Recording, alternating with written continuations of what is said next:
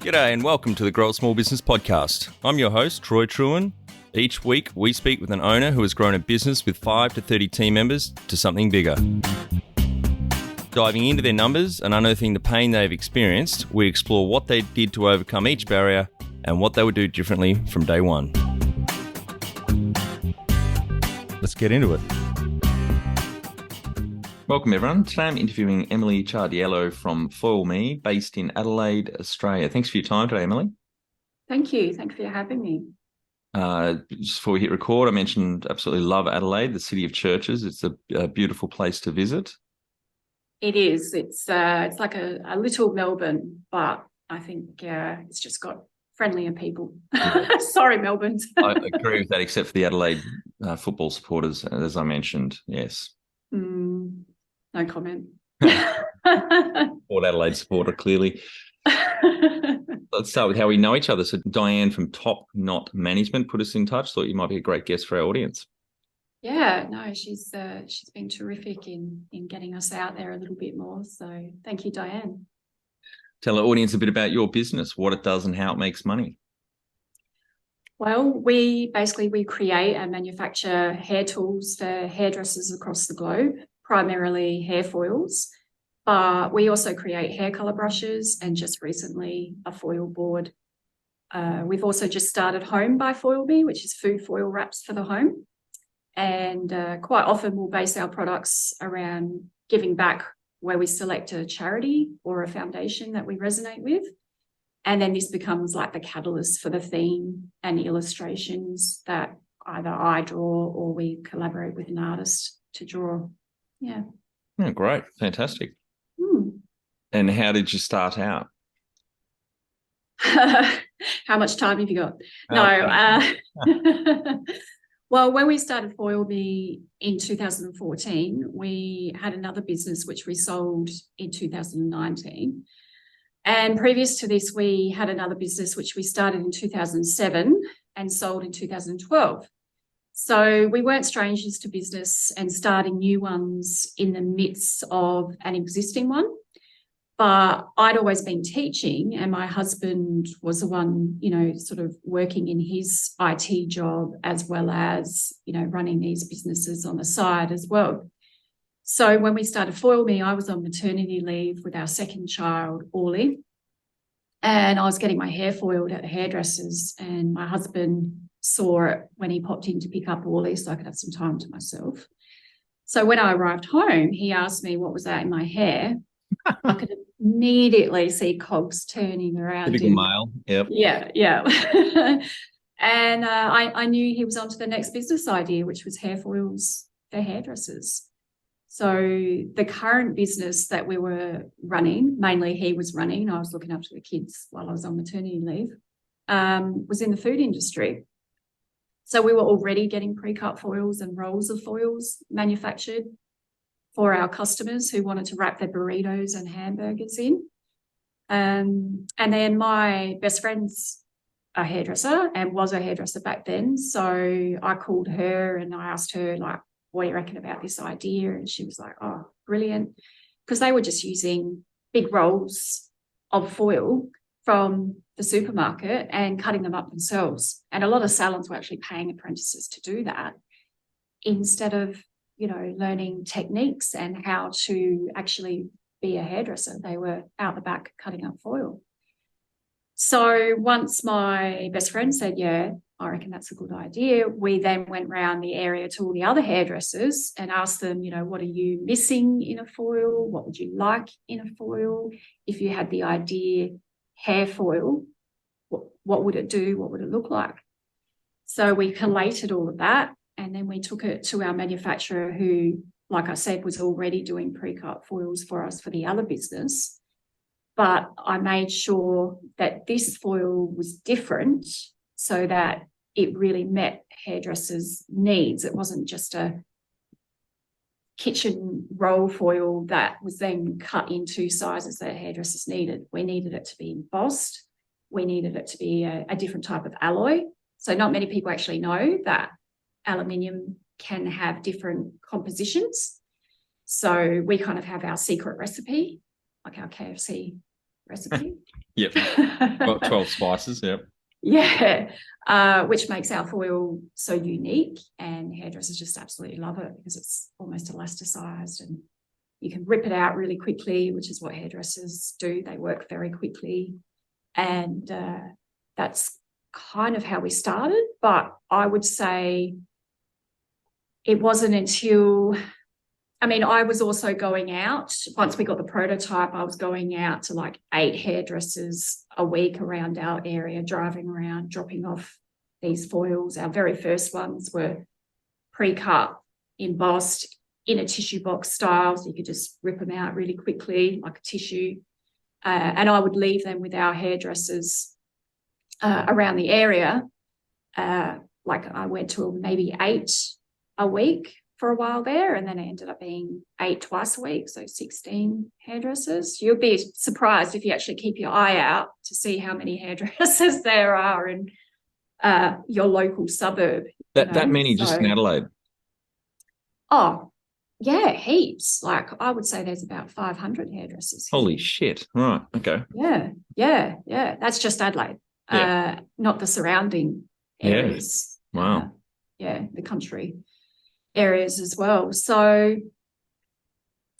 I did say it was a long story, but yeah, it wasn't until really I started on Instagram, and I spent a lot of time on Instagram, Facebook, joined hairdresser groups, developed relationships. That it wasn't until that we really took off. Yeah. And so originally that was just B2B. Have you moved to B2C as well? Yeah, well, we moved to B2C because now we have our Home by Foil Me food foil wraps for the home. So now we're in the business. It's kind of like we've done a 180 where we've gone back to the food industry as well as running Foil Me. So yeah, so now we're B2C with them, but we're B2B with Foil Me. And we have a lot of distributors now as well. We've got probably close to 80 distributors across the world. Yep. Not that I have any experience in it, but is there were no competitors in this hairdressing space for foils? Not really. There were a few out there who were doing pre-cut foil, but it was really thick and unmanageable. It was almost like cardboard. So when you were bending it, it was taking hairdressers time to actually bend it, and then it was taking longer for the color or the bleach to process because it was a thicker foil as well. So with our foil, we made sure it was fine, that the embossing allowed the air to circulate around those, the little bubbles, kind of like asphalt. Yeah. So when we first started out, no, there weren't many. There are quite a few now that try to copy us, but they can't do what we do because they don't have this, which I'm pointing to is my brain. And have you looked at expanding internationally? Yes, so we currently have distributors in the UK, New Zealand, Croatia, Hungary, Ireland, Canada, and we have been selling direct from Australia into the US, and we have been trying for the last 8 years to get distributors in the US, but we've just decided now that we need to take a different path in doing that. So rather than trying to find a distributor to distribute our foils in the US, we need to do it ourselves. So we need to set up a company in the US, which is so you're going to do a 3PL over there, warehouse it over there and ship it direct to that's a great model. Very good idea. Yeah, thank you. I think as well, like our brand was built on relationships and trust. And when you do outsource it to another company or another business to do everything, because if you have a distributor, then you don't know who your customers are. You don't have their email addresses. You won't know if they're using your foils and they're on Instagram. You know what I mean? But when you do it yourself, it really brings your brand, your flavour to your customer. We call them movers because we are a foil movement. So it's very important to us that they understand the brand when they're using or creating with us. Yeah. Yep. You mentioned in your email yesterday you've been listening to a few of the podcasts. Did you go right back to the start, listen to any of the early ones? I did. I listened to, I think it was the first one, and then I started listening to the last two that have just come out. So it was a builder that I Rob. just listened to. Rob, yeah, that was super interesting. And then I started listening to the latest one, who he's been in business for 23 years and then decided to do SEO and marketing. Oh, Daryl Evans. Daryl. Yeah. So that went live in early May. This is going live in July. The reason I ask is episode 5. I'll send it to you later on, but you may want to listen to it. A good mate of mine, Tim Palmier, started Flat Tummy Tea in 2013, late 2013. They started here in Australia. Then, I started mentoring him. He was on a business. I was sitting on a business panel that he was pitching at. Another friend came first. He was actually episode 6, the one after Tim, James from Invaluable. So Tim, episode 5, Flat Tummy Tea, they came second. And afterwards I said, I'm happy to grab a beer with you once a month and mentor if you like. I don't know everything about small business, but I've made a fuck ton of mistakes. Hope to help you avoid them. He said, That's lovely of you. Yeah, but not the next bit I said. He said, yeah, that'd be great. And I said, just got to let you know, though, I don't believe in your product, don't understand your market, don't think it's going to work, but happy to help. Jesus. 2.5 years later, he rocks up. Tell us what you really think. Yeah, well, I'm known to be very direct. I love that. 2.5 years later, he turns up to lunch because he and Becky's wife had moved to Fremantle in Western Australia, just out of Perth, with the team, built the team up over there.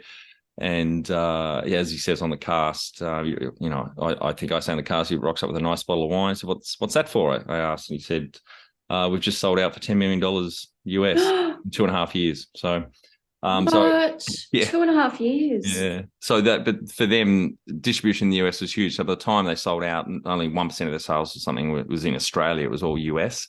So that would be a good one to have a listen to. Yeah, I will. I'll write that down. So in 2014, when you launched the business, how old were you?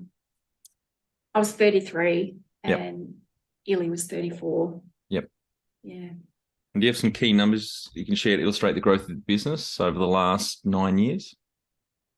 Yeah, absolutely. So we did 30,000 in revenue in our first year, but no profit. We probably lost money as we had to invest like 3 to 4 months before we could sell due to manufacturing and shipping time. So it's not easy to start a business where your product comes from overseas, because you have to invest first and then wait 3 to 4 months before you can even make money off of it. I wasn't working as well, so I was on maternity leave from my permanent position of teaching. So that one was interesting because I was still employed. Like I could keep my position until our youngest started school. But then I had to make the decision about whether I was going to continue Foil Me or go back to teaching. And had to make that decision. And obviously I made a decision to continue Foil Me. But Illy had also left his job to pursue the 2 businesses that we were running. So we were running the food one as well as Foil Me. And Illy had also worked 2 jobs before we sold the previous one. And he was doing like a printing sales job as well as waiting tables on the weekend. So it's not beer and Skittles, as I like to say.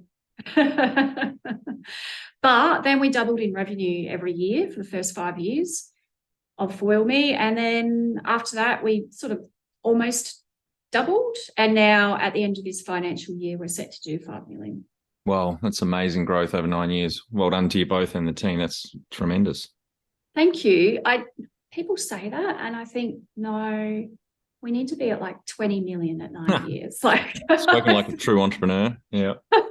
I feel like it's not enough. I'm like, come on, 9 years. I could have done so much. But I think when you're a parent, and especially a young parent, it does. It keeps you back. But, that's life, isn't it?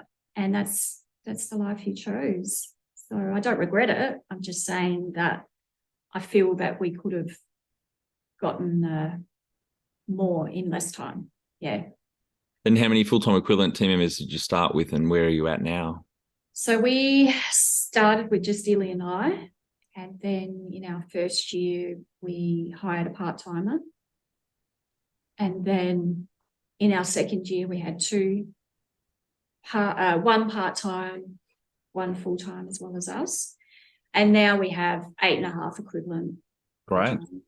Yeah. When was the moment you felt like you had succeeded? This is an interesting question because it relates to what I just said about how I think we should have done more. I don't feel like I've succeeded as such, because that means I've finished. I've met my goals. I'm done. But I do feel like I've met small goals to get to where I am. So if you have the mindset that you've made it or you've succeeded, then where do you go from there? So I am, however, happy with like the work-life balance I have at the moment. So I feel like I have definitely succeeded in having that work-life balance. So I guess that's what success looks like. Yep. That was Yeah. the next question, what success does look like. Yeah. Having a purpose as well, I think. Yep. Yeah. Number one thing you'd recommend to marketing a fast-growing business? Social media. You got to be on it. You got to do it. You got to be consistent, and you have to engage. You can't just expect to post and then disappear. It's like you say hello to someone, right? And then you walk off. Yeah. Yep. Good analogy. Yeah. Yeah. So definitely social media has been pertinent to our growth and continues to be. I am still, I guess, juggling or struggling with social media because it has changed so much. And I really don't like TikTok. I feel like TikTok is for businesses that don't mind taking the mickey out of themselves, or have that kind of customer base where they're not aiming for that luxury high end. But I also feel like we're on TikTok, we do TikTok, but I have a younger team. But if it was me doing TikTok, I would still be trying to get across stories and messages and why we're an awesome brand. But people aren't interested in that. They're interested in seeing stupid things, and they're interested in having a laugh and that quick entertainment. So, yeah, I just haven't grasped TikTok yet. Neither have I. I don't think I've even opened it yet.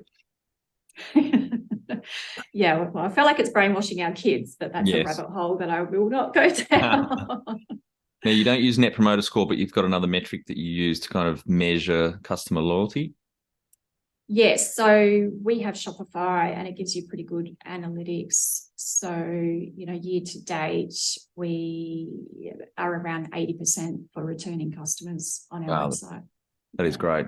That is really good. Thank you. Yeah. And how did you fund the business? Ourselves. Yeah. Selling businesses, working more, assistance from family every now and then, but paying it back each time. We did have an overdraft, I think, in our second or third year of Foil Me, but then we got rid of it and funded it ourselves right up until last year, when we decided if we're going to continue, to fund the growth, especially overseas, then we have to have the means to be able to expand into other countries as well as keep up with the demand in Australia. So we took out a overdraft again.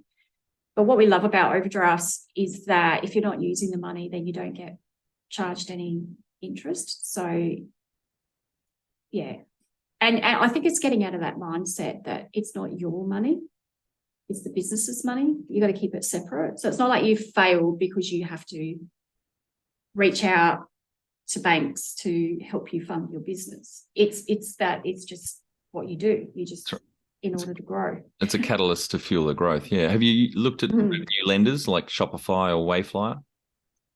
I have seen that Shopify, like they've been sending us, those little updates and emails saying you can borrow this. We did actually look at, who was it? PayPal, I think it was. Yeah. Stripe do it, PayPal, Square, Shopify. Wayflyer is not a payments platform, but they do it as well. They're out of Ireland. They just launched in Australia last year. Okay. Right. So for the audience, revenue lending is so Shopify, if it's Shopify that's going to lend you the money, we've done this on a distillery I sit on the board of in Western Australia. I think it was Square that we use over there. So for our, we've got a restaurant next door that we launched 18 months ago. So it can see the transactions that are going through, and you can get the money in an hour, or approve, in an hour, and get it a day or so, because they can see all your figures and they can see the trajectory of your sales. So you say, I want $100,000 over 6 months, for a 6-month term, and I want to pay it back 20%, clip the ticket of future sales to pay that back. That's revenue lending. And, the interest rates can be anywhere between 10 and 18%, depending on the mix that you choose. So that is another option. Yeah. Okay. All right. Have you, I assume you've looked at, or you're using the EMDG, Export Marketing Development Grant? Yeah, so we did actually receive a grant earlier in January, and that was for overseas marketing efforts, so export. Yeah, because you can get 40, 80 or 150 grand a year. Yeah, so the catch to that is that you spend it and then they give it back, match it. Yeah. Yes, that's right. Yeah. That's a great scheme. And the other one you might be interested in is export finance loans. There was another grant that we went for that we didn't actually get. Is that a grant or is it's a loan? So if you're exporting, because you've got distributors, you're exporting, they will give you a loan for 6 months to cover that cash difference, while you're waiting to get paid by your distributors. Oh, okay. I'll send that through to you as well. Yeah, that'd be great. Thank you. If you were to start up today with plenty of funding, would you go into your industry? 100%. I love this industry. Love it so much. It's like my third child, this business. And definitely, like I said, I would have liked to be further along by now if we had the funding right at the beginning and we knew everything that we know now. 100%. It's a wonderful industry. Yeah. Can you outline the most stressful point in your small business growth journey so our audience can learn from it? Okay. So I think staff has been a bit of a juggle, because you only learn how to manage staff by doing it. And it's while you're doing it that you're learning. So then when the next staff member comes, you can use what you learned for the next staff member. But people are not robots. People are emotional. People have things going on in their lives. And you cannot,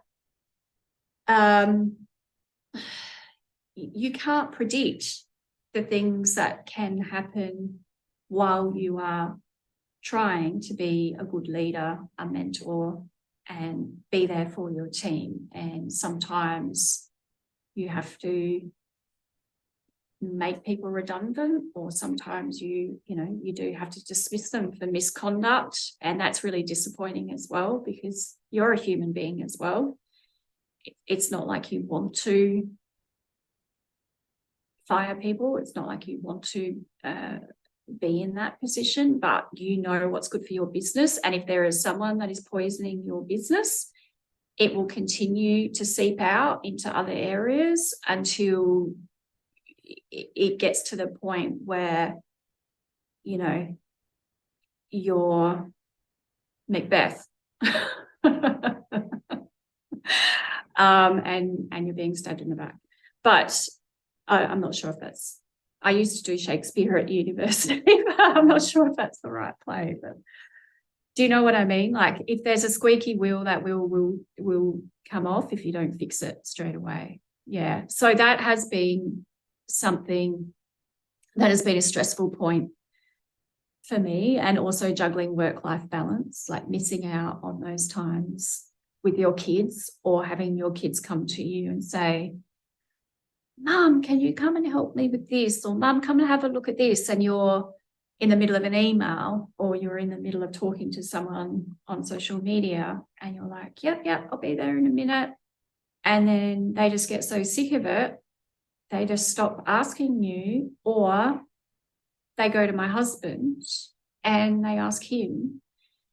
And I find now my 10-year-old, 11-year-old now, he's slowly getting out of it, but he actually goes, Dad, whenever he wants to say something, Dad, this, Dad, that, Dad, Dad, Dad. And it's a little bit disheartening. But it makes me realise just how important it is to make sure that you do prioritise your kids and really sit down and think about what it is that is a priority in your life. So if you were told in a week's time that you were going to die, what would you do differently? Yeah.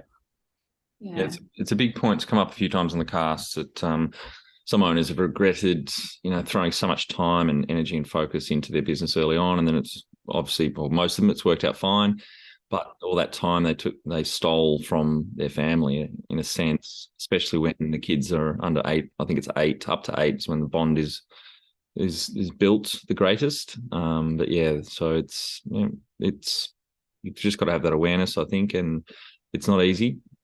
No, but it's not all bad. Like you were telling me about your daughter who's, started 3 businesses and now she's doing her own YouTube. It's the same with my kids. Like, they're always coming up with business ideas and talking to us about business topics, like, Mum, because my 11-year-old is doing 3D printing, and he wanted my help with pricing the different items that he could sell to his school friends, So you see those little glimpses, and when they ask you those questions, like, can you help me with pricing? It's like, oh, that's nice. I can see that you're valued in that area as well. So yeah. And then just making sure that, you do prioritize. But I think also another stressful point for me has been copycats.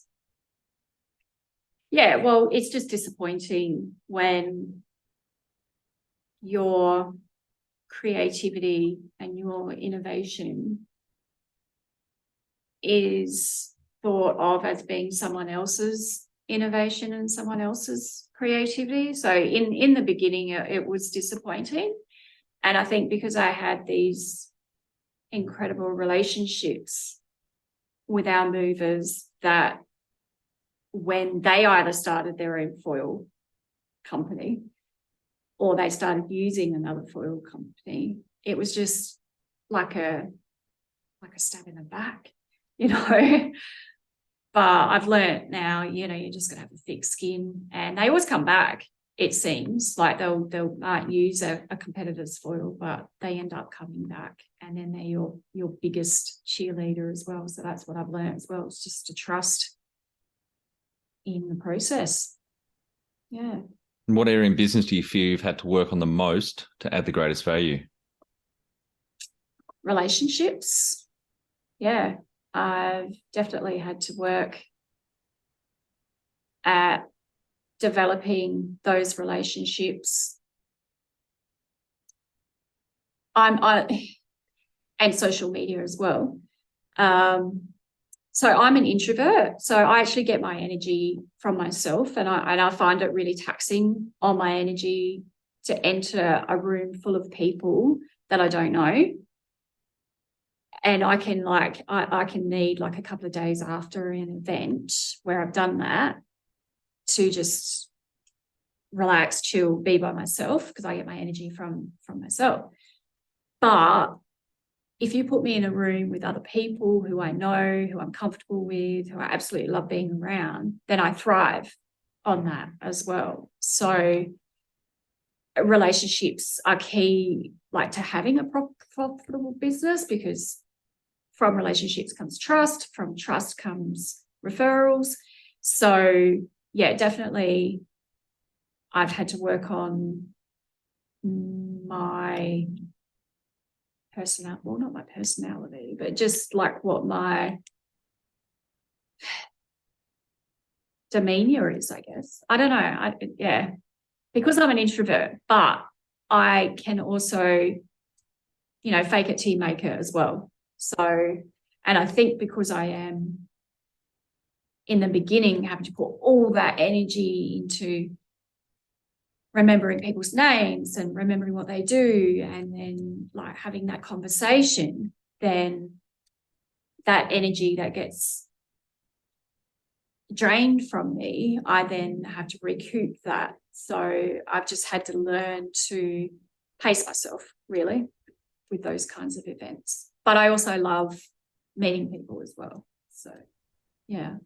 What have you enjoyed the least about managing fast growth? I guess the financial investment required to sustain the growth.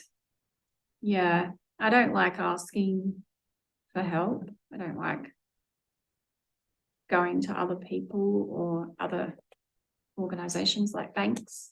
I want to do it all on my own. So yeah, I've had to learn to not let the ego get in the way. Yeah. And what do you love most about growing a small business? Well, relationships. Yeah. It's awesome. Like for a while there, because of COVID, we weren't having events. So we weren't seeing each other face to face. And there's only so much you can do via Zoom and Instagram and Facebook. But to actually hug someone, see that twinkle in their eye, and feel that warmth from them, it's awesome. Yeah. What has been the biggest mindset shift for you in your small business growth journey? I would have to say ensuring that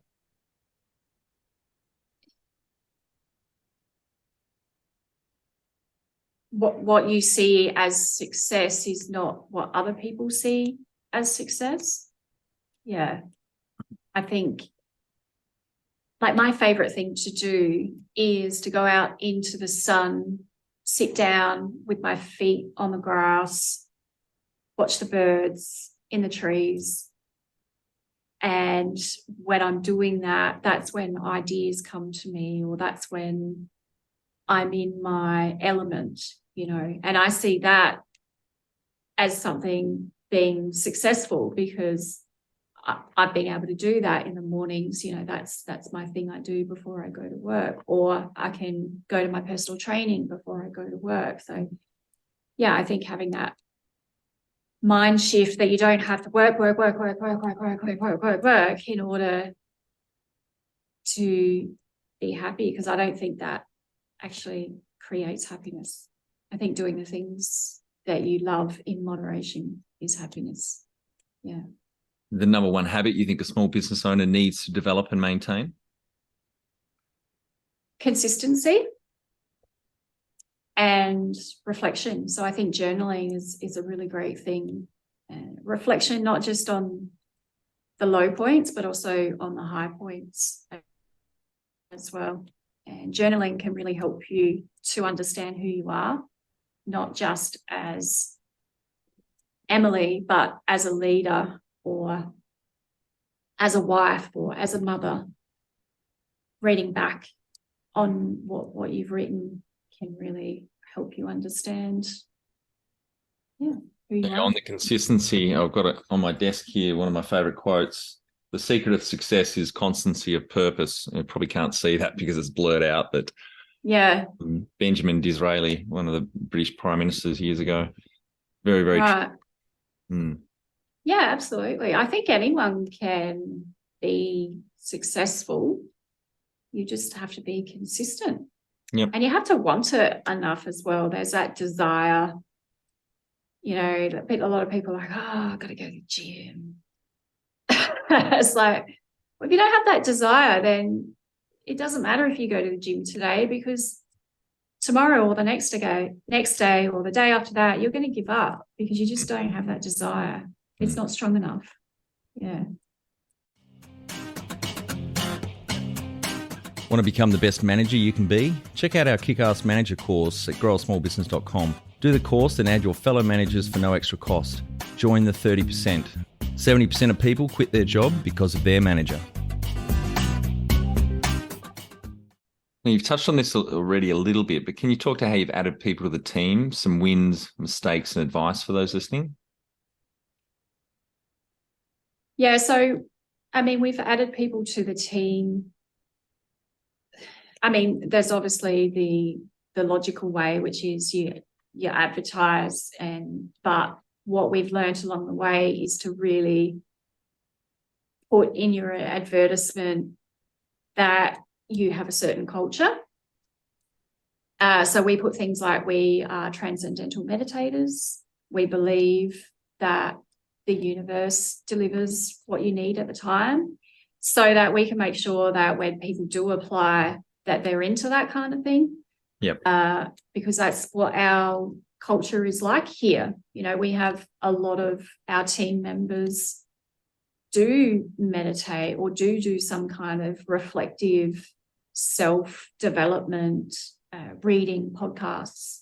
They don't just work here and then go home. They have other things that they really value as well. Yeah. Yep. Great. Yeah. What are some of the things you recommend to building a sustainable and kick-ass culture to help with the growth?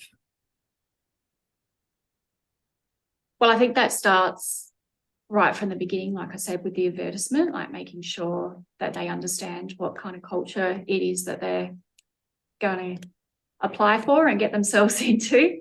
And then you need to show that you're demonstrating your values as well. So you can say, oh, these are what our values are, but if you're not demonstrating those and you're not being a role model to your team for those, then that breeds mistrust amongst your team, and they will start to not be as invested in your business as you are. It's really important to find people who you know will eventually be invested in your business just as much as you. So we actually introduced profit sharing as well last year. Yeah, and that's been really good for that as well, because, you know, people are money orientated these days, especially with all the RBA increases. And yeah. So that's not an ESOP, it's not an employee share ownership plan. It's not shares, it's a profit share, is it? It's a profit share, yeah. At the end of the financial year, we have a certain percentage that we would like to put aside for our staff, and then we share it out equally among them in regards to their yearly income. Yeah. I won't give out too much because... No, that's all right. Yeah. Just in case my team are listening. Yeah, fair enough. Yeah. I'll send you, I did a great podcast, only 20 minutes long, episode 55 with Craig West on ESOPs, employee share ownership plans. I'll send that through to you. Okay. But he leans, his system is one of the main ones in Australia for share schemes, but he also references a lot of international studies on the power of ESOPs with team members owning shares as opposed to profit share. Right. Maybe something you might want to consider and look at, but the retention doubles from 5 years to nearly 10, and productivity goes up between 7 and 23%. Yeah. I need to look into that because, I was wondering about shares and all of that, because I thought maybe that's just when you become public. No, you can do it. Small business can do it, and it's tax effective. Right. It can be cash effective as well. It's a 20-minute cast. I'll shoot that through to you. Okay. We'll link through to it in the show notes for the audience too. Yeah, no, that sounds great. Tell our audience how you've handled balance. Well, I have touched on that, haven't I? I think now, so I make sure that I do my exercise, that I keep that as a priority. So I actually have it in my calendar that's when I go and do my personal training. And my team know as well, okay, Emily's not going to be in until around 10:15 on Monday, Wednesday and Friday. And then also I have in my calendar when we have certain appointments that we need to go to for school for the kids. And I just make sure that we stick to that. I make sure the team know. When we go on holidays, it is holidays for us. It is not a working holiday. So our team knows, and they have their own calendar as well. We use Asana, and that's been fantastic for us all communicating and being on the same page. So they know, okay, these are the non-contact days that we can't contact Illy and Emily. And then we also have our days where we're working from home. So they can contact us during those times, which means they can email us, call us, DM us, message us. But unless the office is on fire, and even then, if we can't do anything about it because we're interstate or something, we don't get contacted. And I used to feel guilty about that, but I don't anymore. And you can't just do it straight off. You have to have someone you trust. I call them my general. So our 2IC Lucy is my general. I know that she's going to do the right thing when we're away, and that's because we've had little trials, a couple of days where we're completely away, no contact. You come back, you see how things have gone and what's happened. So you need to build your way up to that. I understand that. But yeah, holidays need to be for you and your family. If you're going away with your family, that's really important, I've learned. So that's how you get your work-life balance. And we take holidays every single time the kids have school holidays. Yeah, because we used to do trying to work from home for the full 2 weeks during the school year, and then they have that 6-week break. It's just way too stressful. And every holidays we were like, we're just going to sell the business. Because it just got too hard, because you're trying to entertain the kids, spend time with the kids, as well as run your business, have phone calls, emails. You're in the middle of something and they come running in and they have blood dripping from their forehead because they've got them fallen down. So now we're like, right, we just need to make sure that we're fully prepared for when the school holidays come. Right. And take them off as well. That's good. How much professional development have you invested in yourself? So last year I did a Women to the Front leadership course, and that was once a month pretty much for 6 months. And that was really fabulous to do that. I also listen to podcasts when I'm driving. I don't listen to the radio anymore. And I love just listening to podcasts. And I also listen to them when I'm cleaning. I always try to not multitask, because I know that doesn't exist. But if I'm cleaning, like, who wants to listen to a vacuum cleaner? No, exactly. I do the same driving around. I could choose through so many audiobooks and podcasts in a week, but just using dead time rather than listening to the radio. But yeah, cleaning is another one. You can actually multitask. There are some things you can multitask, low cognitive tasks like cleaning or ironing, for example. Yeah, absolutely. I also read before I go to bed as well. I have to read something that is not work related, but is still growing me and helping me with my personal growth and mindset. So at the moment, I'm reading a book that I highly recommend. It's called Lost Connections by Jahan Hari. And it's a bestseller, and it has been published in all sorts of different languages all around the world. Yeah, great. Yeah. Have you had mentors or coaches along the way? Yes, we have. Yeah, we've had a few. I think we've had maybe 3 now. And they have been helpful at times. And then at other times, they've been too rigid in their thinking, because we're very much a trust the universe, trust your gut, kind of business. I've been saying to my husband for ages now, we need to have a budget, because we don't have a budget. But we did start doing that this year. So 9 years into foil me, Yep. we've started having a budget. But we do have a really great accountant who keeps an eye on us, and we catch up with him every quarter to see how we're going. So it is, it's still a responsible way of us doing our finances. We also catch up once a week as well for our own meetings, and there we look at how we're going every month as well. But yeah, we haven't really found now that we need that. Now we need other people who are running businesses or have ran businesses. So that's why we joined the Family Business Association, which has been great. We do that.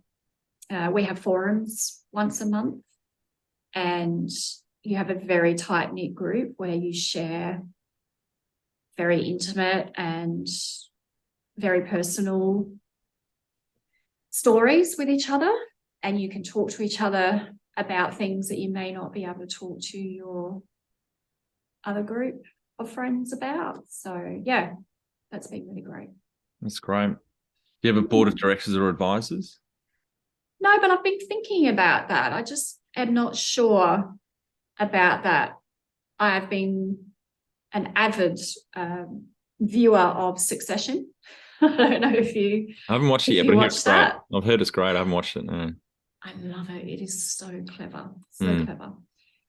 And they have a board on there, and I do hear about, businesses that have a board. I'm not really sure how it works and how I could get advisors or a board, but I'm really open to learning about it and seeing if it's something that we would benefit from. Yep. Yeah. Well, yeah, I sit on 5 boards at the moment. I chair most of them, and all different. All different. Some are ASIC. I'm an ASIC director on some of them. What's that? Sorry. An ASIC. So my name's on the ASIC register. So I'm a formal director on some. I'm just an advisor on others. And all different sizes, makeups, industries. It's great. But I've seen it add a lot of value to all those businesses. It keeps the founder or the founders kind of focused on the right things and them accountable, but also they've got a sounding board to go to as well in between meetings. So I chair the second largest craft brewery here in Tasmania, and we've got 3 independent directors on that board, which I chair. The shareholders all stepped off the board 3 or 4 years ago, I think, and yeah, it's been able to, the business has gone really well and grown really well. We've been able to attract and retain really good management in the business. We've got a great general manager. I think a big part of that is because of the good corporate governance structure we have. None of us own shares in the business. We don't work in the business. We tell it how it is. The way I describe boards are they should be intellectual piranhas. They throw issues on the table, rip them apart, and then everyone agrees and off we go. And so I've also seen some boards not work because of egos. I don't stick around too long on those boards, but all the founders just aren't prepared to listen and change or take good comments or advice on board. But yeah. So is that a financial investment on your behalf, or did they invest in the business? Why would they want to be spending their time being on the board for your business? We get paid a retainer to sit on the board. Oh, okay. And because we're an ASIC director, so all the shareholders stepped off, so none of them are ASIC directors. The 3 independents are the ones on the... So, sorry, what is an ASIC? Australian Securities and Investment Commission. So in Australia, here for the audience, if you're a formal director, you have to be on that register. So your ass is on the line, you could go to jail. And because it's a brewery, it's a manufacturing business, so there's some risk in there. We're manufacturing stuff. It's not as bad as a distillery. I sit on a couple of distillery boards. Things literally blow up. One did here in Tasmania last year, it blew up. But there's still that risk. There's financial risk of insolvency, etc., which just sharpens your focus when you are making decisions for the business in the interest of the shareholders. So because your ass is literally on the line, you could go to jail. I mean, it's very unlikely you would, but there is that risk there. And it also gives you that ability to say to the shareholders, well, We're responsible for managing the business day to day. That's appointing a general manager or a CEO or whatever, and funding options, etc. So because our arse is on the line and we need to keep the business solvent and growing so we can add value to your shares. Yeah, okay. And so did you get asked to be on the board? Is that how it started? Because it sounds very invigorating, like it sounds really It cool is. to be Well, on. that's one way you could describe it, Emily. Some meetings are not so invigorating. There's another board. I sit on with one of my best friends. I sit on there as an advisor, and he's internally frustrating, but very great, good at what he does. Visionary. I had actually episode 300. Greg Ramsey, where I open with telling him, and he agrees with me, that he's the worst manager in the world I've met, let alone work with. But so we have some very, direct conversations, robust conversations on that board, and that there's another independent on that board as well. But Greg realizes and he needs that structure around him and other opinions and ways of looking at things and being reminded, when things are looking into the future, we can see when sales are going to dip, and then that encourages him to then go off into that corner of the business and work on sales or marketing, whatever's needed. So yeah, it's so the brewery here, 7 years. I've been chairing that board now for about 7 years. The gin vodka distillery in Western Australia about 4 years. I've just started chairing a rum and whiskey distillery in the Gold Coast. We opened September 23. Production started last month in June. And there's a couple other boards as well that I've forgotten about at the moment. It's a lot of fun. I don't really work day to day in any businesses these days anymore, so it's just good giving my opinion. Don't have to go and execute. Don't have to deal with the people issues. I love it. Yeah, I can see that. It's something, you're clearly very passionate about, and you telling me that, I'm like going, oh, that just sounds. That sounds, like I said, invigorating. Like it would be great to be on a board and give your opinion, and people around you are like, yeah, that's a good idea. And then they take it on, and then you see the business flourish because of that. Like that would just be a really exciting.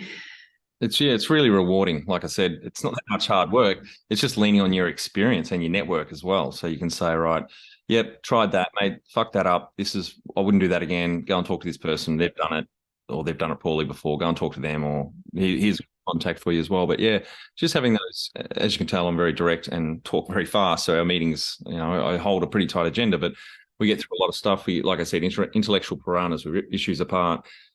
The GM gets resolution on an issue or whatever, and off they go. And what I've really enjoyed, though, and it's difficult, is finding the balance between we rarely have to actually call an official vote on anything. It's more about not consensus, but it's my job as chair is to understand the issues and draw things out of people to get their opinions if they've been quiet, but also to get us on the best decision. And here,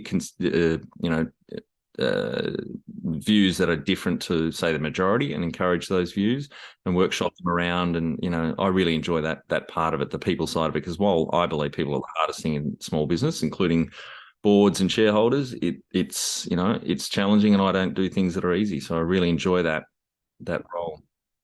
Anyway, this podcast is more about you, not about me.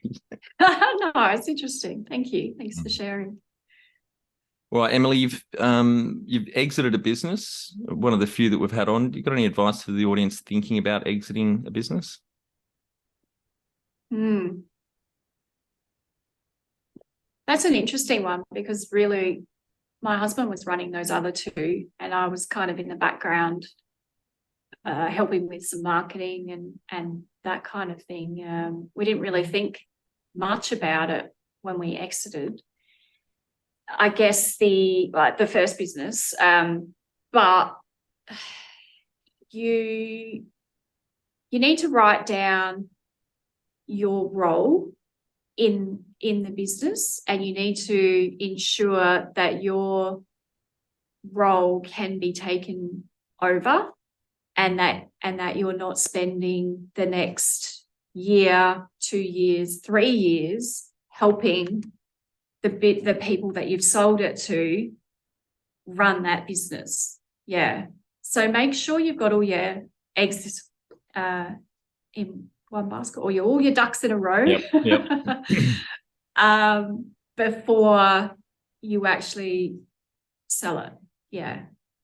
And also get more than one opinion about the value of your business, because just because you have an accountant doesn't mean that your accountant knows the true value. So get someone in your industry to also give their opinion and reference for the person who's buying it, what they think would be good about your business. Yeah.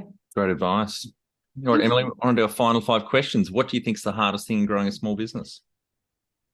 I think the hardest thing is not letting it take over. Yeah. I was thinking about that, and I'm thinking, wow, for the first 1 to 5 years, I reckon, it just took over me. It was what I lived and breathed. And like I said, it was my 3rd child. And sometimes I did neglect other things like my health, my kids, my husband, my family. But when my dad got sick with advanced melanoma, and that was actually in 2015. So we started in 2014, and he got sick.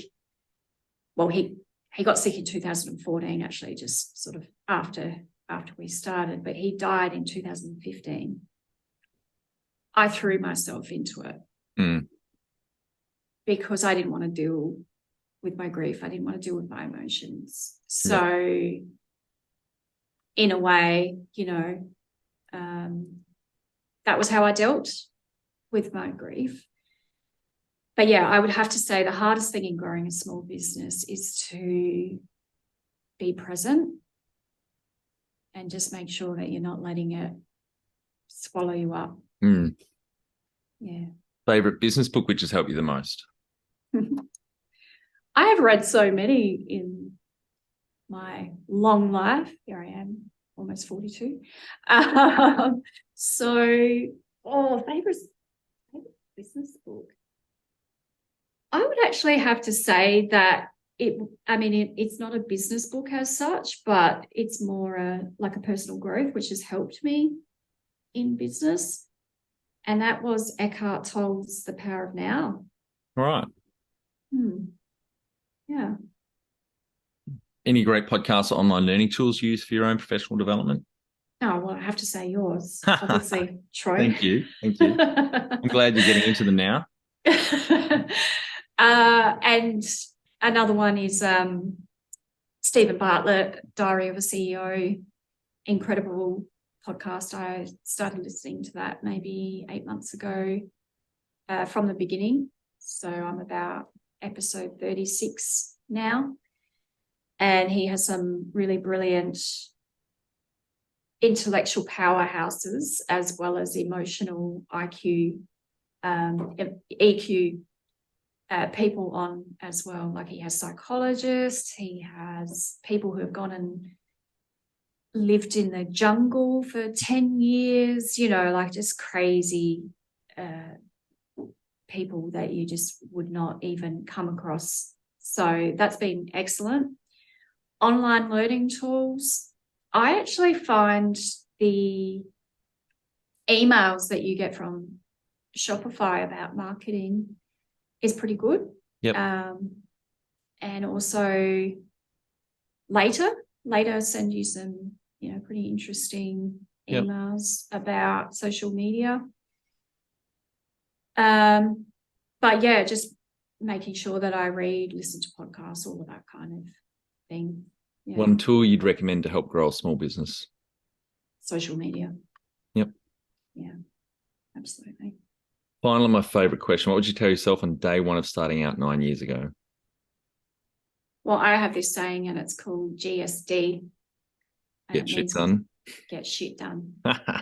Yeah, great. And then I put an N on the end. Yep. Get shit done now. Yeah. Not just get shit done, but get it done now. That's great. Yeah. So, yeah. Awesome. Thank you very much for your time today, Emily. Really enjoyed our chat. Yeah, me Look forward to too. catching up when I'm in Adelaide, or you guys make it down to Hobart. It'd be great to catch up for a drink or a lunch or something. I would love that, actually. Please do reach out. I will definitely make time to catch up with you, and bring hubby along too, because he loves this kind of thing as well.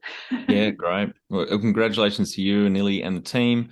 Going from Thank 2 to you. 8.5 FTE now in 9 years, 30,000 in sales first year, around 5 million this year is terrific growth. So congratulations to you all. Thank you. Thanks, Troy. Thanks for the opportunity to tell my story and have a chat with you as well. It's been really, really enlightening, and thank you. And for our audience, we would greatly appreciate a review in iTunes or whatever platform you listen to us on. More reviews means we bubble up higher in iTunes, etc. So more business owners looking for podcast help with their growth will find us.